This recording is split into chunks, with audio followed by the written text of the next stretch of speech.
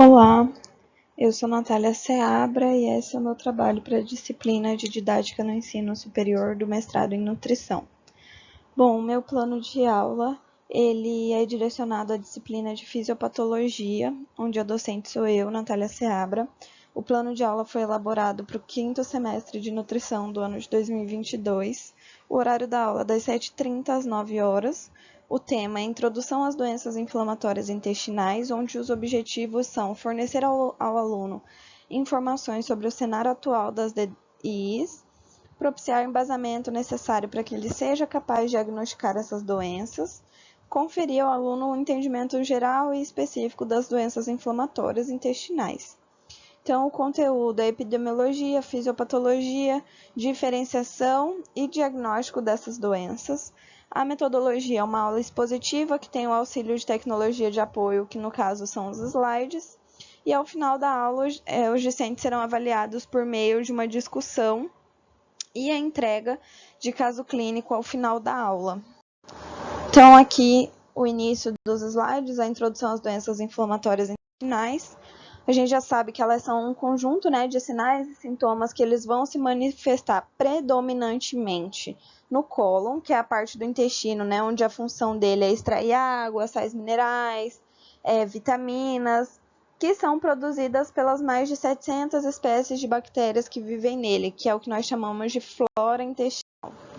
Com relação à epidemiologia, cerca de 10 milhões de pessoas em todo o mundo vivem com doença inflamatória intestinal, então é algo bem prevalente. No Brasil, não existem muitos estudos epidemiológicos e, em geral, eles são restritos a determinadas regiões do país, então é feito mesmo seccionado. E a prevalência das DIs no estado de São Paulo é de 52,5 casos a cada 100 mil habitantes. Então, a gente percebe que é uma capital que tem uma maior predominância de doença inflamatória intestinal, onde a gente tem uma maior incidência, que é onde os estudos estão sendo mais desenvolvidos, mais pesquisados, justamente por esse aumento nos casos. A gente tem cerca de 46.546 internações por doença de Crohn e retocolite ulcerativa no Brasil. Isso é um dado de janeiro de 2009 a dezembro de 2019. Então, é algo que a gente vê que está muito presente, que precisa de atenção e que muitas vezes é um assunto negligenciado ou que o diagnóstico demora muito a ser feito, Existem também 7.141 desses casos, eles correspondem a pessoas de idade entre 30 e 39 anos. Então, a gente já vê aqui que a incidência é maior na população adulta, numa faixa etária mais avançada. Depois a gente vai entender um pouquinho por quê. A prevalência no sexo feminino também, contabilizando cerca de 24.900 internações. Então, isso dá mais ou menos 53% dos casos, e o maior número, como a gente já falou, é na região sudeste, que tem 21.100 internações, e dessas, 61% corresponde ao estado de São Paulo, então é um dado bem relevante. Além disso, 9.302 internações foram eletivas e 37.244 foram com caráter de urgência. E isso só corrobora o fato de que eu já tinha trazido que o diagnóstico ele costuma ser tardio, por isso as cirurgias em caráter de urgência. 1.169 resultam em óbito, e desses o somatório maior segue sendo na região sudeste, com 525 pacientes. Então, é uma doença grave, é uma doença que precisa de atenção, que o tratamento é longo e que não pode ser recidiva. Com relação à fisiopatologia, existem vários fatores associados à etiologia da inflamação crônica nessa mucosa intestinal, incluindo a microbiota intestinal, a exposição ambiental, a imunidade do indivíduo, a genética, aqui eu ainda vou além, o local de habitação, questão socioeconômica, tudo isso vai interferir na presença, das DIs. Então, com relação à microbiota intestinal, como que a gente pode relacionar isso?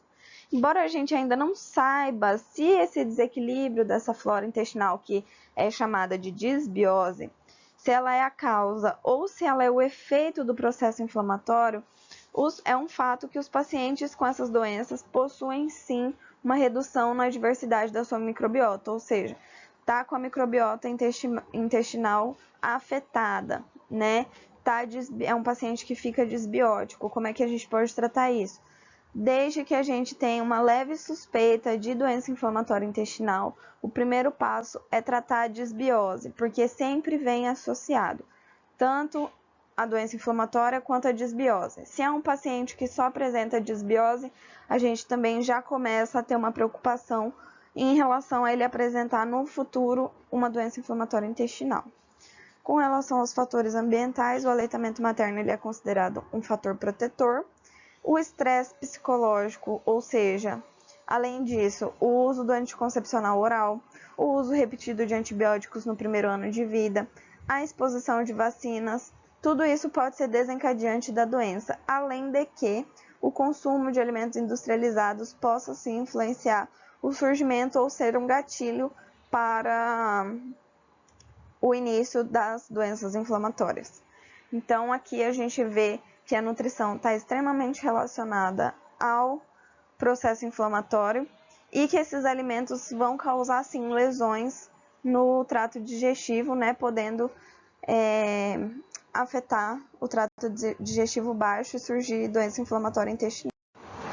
Com relação à genética, é sabido já que mais de 163 genes foram identificados tanto para a retocolite ulcerativa e para a doença de Crohn, o que confere para essas duas doenças um caráter poligênico, ou seja, parentes de doentes eles possuem de 10 a 8 vezes mais chances de desenvolver a doença. Então, o principal gene que está envolvido nisso na retocolite ulcerativa é o NOD2 e na doença de Crohn é o CARD15, tá?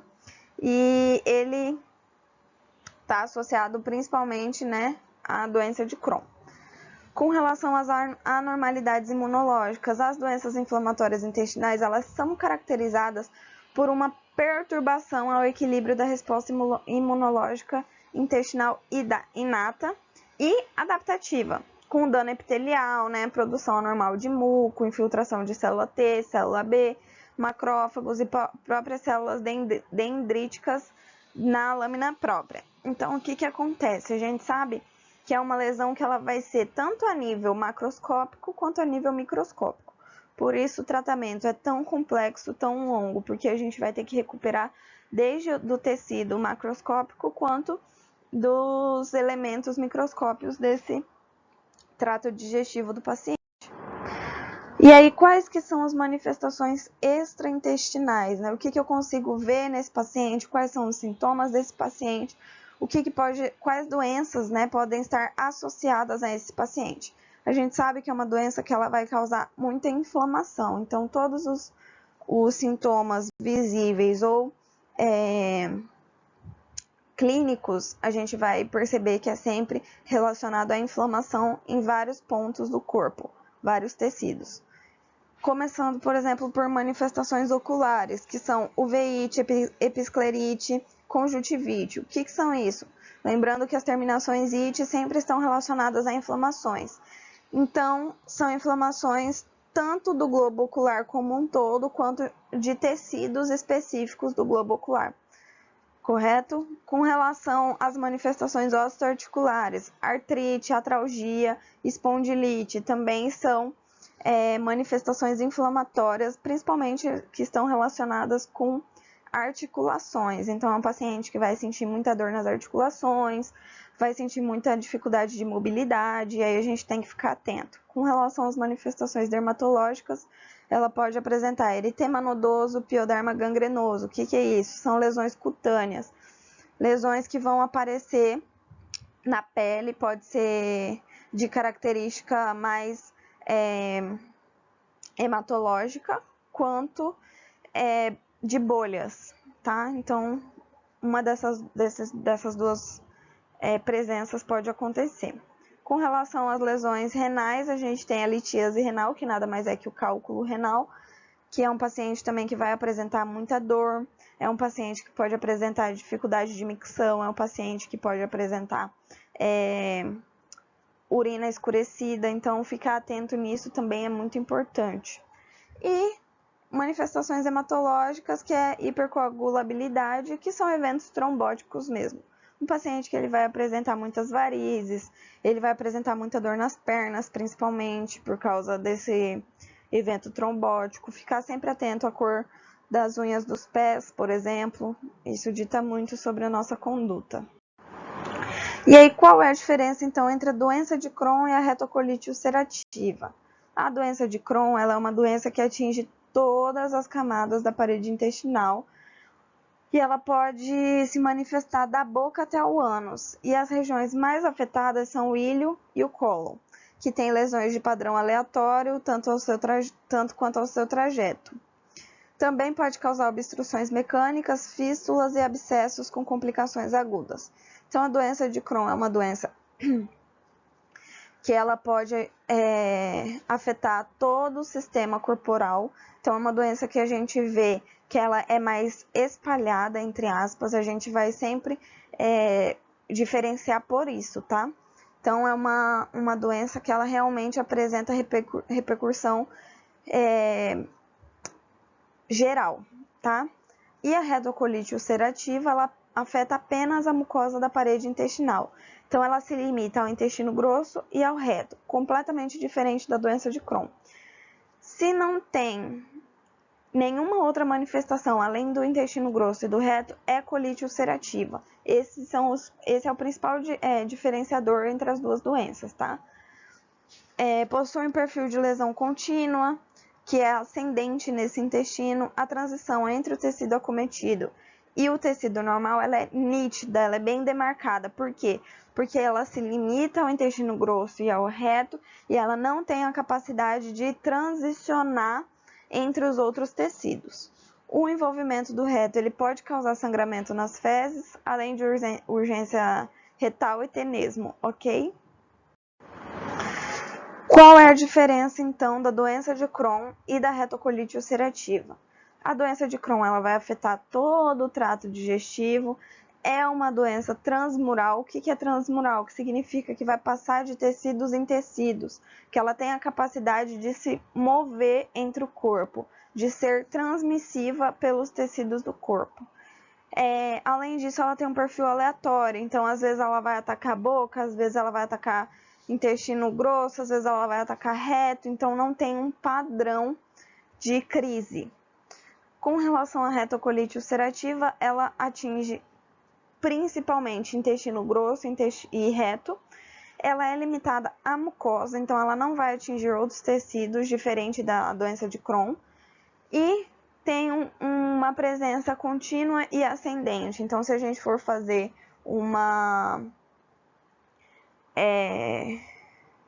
um exame de imagem, a gente consegue visualizar que ela vai acometendo o tecido de forma contínua, onde você consegue observar a maior degradação ou maior preservação daquele tecido, de acordo com que você vai se movendo pelo órgão, ok? Com relação ao diagnóstico, como é que é feito esse diagnóstico? Ele se baseia em uma investigação multidisciplinar com base na avaliação clínica integrada, com uma combinação de investigação endoscópica, histológica, radiológica ou bioquímica, tá? Então, a gente faz aqui toda uma investigação, primeiro clínica, para a gente definir, para começar, né, a ter a suspeita dessas doenças. Depois a gente evolui para uma endoscopia, depois a gente coleta, faz uma biópsia desse tecido, leva para avaliação histológica, possivelmente leva uma avaliação radiológica e bioquímica também. Bioquímica principalmente para a gente detectar o nível de inflamação desse organismo como um todo. Então, aqui, mais específico, a gente na anamnese vai avaliar o início dos sintomas, quando iniciou, se é uma coisa contínua, se está sendo alternativo, se está aparecendo por períodos, né? Também vamos avaliar o uso de medicação principalmente se a pessoa já toma antibiótico ou se toma algum ANS, fator de risco, história familiar, tabagismo e caracterização desses sintomas extraintestinais para principalmente começar a pensar no diagnóstico diferencial entre retocolite e Crohn. Com relação ao exame físico, sempre avaliar estado geral, peso, coloração das mucosas, que mucosas? Ocular, bucal, nasal, ok? Sempre ficar avaliando. Sinais de irritação peritoneal, que geralmente são ausentes.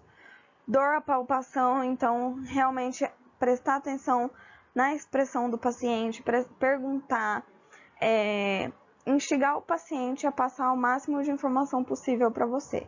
Exame da região perianal, quais são? Avaliar se tem fístula, fissura, abscesso. Caso o paciente não queira fazer esse tipo de exame no consultório, a gente pode pedir somente a descrição. Tem pacientes que levam fotos. Use todas as estratégias que você puder, que você tiver ao seu alcance para conseguir fazer o melhor exame físico possível. Com relação à pesquisa de anticorpos, a gente vai avaliar para a doença de Crohn ileocolonoscopia com biópsia. Biópsia é muito importante para avaliar também nível de lesão. E anticorpo ASCA, que é positivo em 60% a 70% dos casos. Para retocolite ulcerativa, a gente vai usar um retossigmoidescopia com biópsia, onde a gente vai avaliar já o anticorpo PANCA, tá? Onde ele é positivo para 60% a 70% dos casos. Então, esses são os anticorpos necessários para a gente pedir para poder fazer o diagnóstico e a endoscopia adequada. Aqui um caso clínico para a gente resolver junto e vocês irão me entregar ao final da aula para avaliação posterior. Então, doença inflamatória intestinal, paciente ATS de 27 anos, do sexo feminino, branca, que está em união estável, é administradora, procedente de Salvador, comparece ao ambulatório de gastroenterologia com queixa de diarreia de consistência líquida há 2 meses, com 6 a 8 evacuações por dia, presença de sangue e muco, refere tenesmo e dor abdominal associada ao quadro. Dor tipo cólica difusa, com avaliação de 7/10 de intensidade, sem irradiação e sem fatores de melhora ou pior. Refere também perda de peso não quantificada, que é a perda de peso não intencional, astenia, ressecamento e descamação na pele, nega febre ou outros sintomas, refere hepatite A na infância, nega alergias, nenhuma cirurgia anterior ou transfusão sanguínea. Não é tabagista, refere não ao alcoolismo. Refere acesso de água tratada e saneamento básico em casa, alimentação balanceada e corrida 3 vezes por semana por 30 minutos. Mãe hipertensa e diabética. Aqui, quanto ao exame físico, é uma paciente letárgica, regular estado geral, lúcida, orientada no tempo e espaço, desidratada pouquíssimo, epneica, perfeito, normocárdica, normotensa, anictérica, acianótica, afebril. Faces atípicas, mucosas todas hipocoradas, aparelho respiratório com murmúrio vesicular presente, sem ruído adventício. Aparelho cardiovascular sem alterações, abdômen plano, flácido, cicatriz umbilical protuosa, ausência de circulação colateral. Qual o diagnóstico? Como vocês vão iniciar essa conduta, quais perguntas vocês irão fazer ao paciente para poder chegar ao diagnóstico diferencial ou a suspeita de uma das 2 doenças inflamatórias intestinais. Então, eu quero o resto da anamnese, como vocês vão conduzir essa anamnese, e aí, com base nas respostas desse paciente para as 2 opções, como vocês irão diferenciar e me dar o diagnóstico. Podem começar, vocês têm até o final da aula para finalizar. Se ficou alguma pergunta, podem me perguntar antes da gente começar a atividade e muito obrigada!